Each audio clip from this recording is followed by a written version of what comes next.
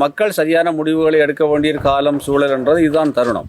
அப்போ நாங்கள் நம்பி இருக்கிற கட்சியை பிழையான பாதையில் போகிறது, அதுக்கு அந்த கட்சிக்குள்ளே தீர்வு காண முடியாமல் நிற்கிறார்கள். தலைமை பொறுப்பில் பிரச்சனை இருக்கிறது, அந்த கட்சிக்குள்ளே பல புடுங்குபாடுகள் இருக்கிறது, கட்சிக்குள்ளே இருக்கிறவர்கள் விளக்கம் கேட்டு கடிதம் அடிக்கிறது, கட்சியில் இருந்தவர்கள் இடைநிறுத்துறது, இப்படியாக பெரும் பெரும் பிரச்சனைகள் அதுக்குள்ளே இருக்கிறது காரணத்தினாலே கட்சிக்குள்ளே மிகவும் ஆர்வத்தோட விடுதலை உணர்வோட பயணித்தவர்கள் எல்லாரும் உடைஞ்சு போய் நிற்கிறார்கள், வெளியில் நிற்கிறார்கள். அவர் வெளியில் நிற்கிறதால அந்த விஷப்பாம்புகளினுடைய ஆட்டமும் அட்டகாசமும் கட்சிக்குள்ளே பெரிய அளவில் இருப்பதனால் கட்சியை காப்பாற்று என்பது கடினமானது ஒன்றுதான்.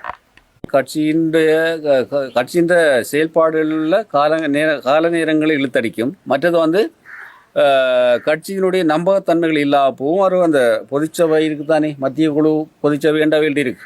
அந்த பொதுச்சபையை கூட்டி ஒரு தீர்மானத்தை எடுக்கிறதுக்கு இந்த கட்சி இன்னும் சரியான முடிவுக்கு வர இல்லை. ஆக இப்போ நடந்திருக்கிறது ஒரு அரசியல் ஜில்மால் விளையாட்டுன்னு சொல்லலாம். அந்த கட்சிக்குள்ளே இப்போ நடந்திருக்கிறது ஒரு ஜில்மால் விளையாட்டு. ஒரு நல்ல நிலையில் இருக்கக்கூடிய ஒரு செயலாளர், பதில் செயலாளர் அவர் தன்னால் முடியாது, தனக்கு சுகம் இல்லை என்று சொல்லி அவர் ஒரு செய்தியை சொன்னதின் பிற்பாலே அங்கே ஒரு மாற்றம் ஒன்று நடந்திருக்கிறது. அந்த மாற்றத்தை கட்சியில் இருக்கின்ற பெரும்பாலானவர்கள் ஏற்றுக்கொள்ளவில்லை. ஒரு குறிப்பிட்டவர்கள் தான் அதுக்குள்ளே ஏற்றுக்கொண்டிருக்கிறார்கள் நினைக்கிறேன்.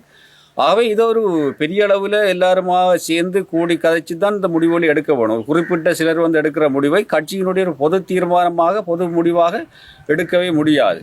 நல்ல அரசியல் எங்களோட தேசத்தின் மீது சரியான பற்றுள்ள நிறைய தலைவர்களை, ஆர்வலர்களை எல்லாம்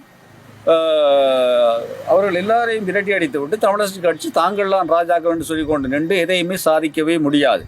ஆகவே தலைவர் சொல்லியிருக்கிறார், எல்லாரும் ஒருமித்து பயணிக்க வேண்டும் என்று சொல்லி. கடந்த உள்ளூராட்சி மன்ற தேர்தல் ஒன்று வந்தது, அது இடைநிறுத்தப்பட்டிருந்தது.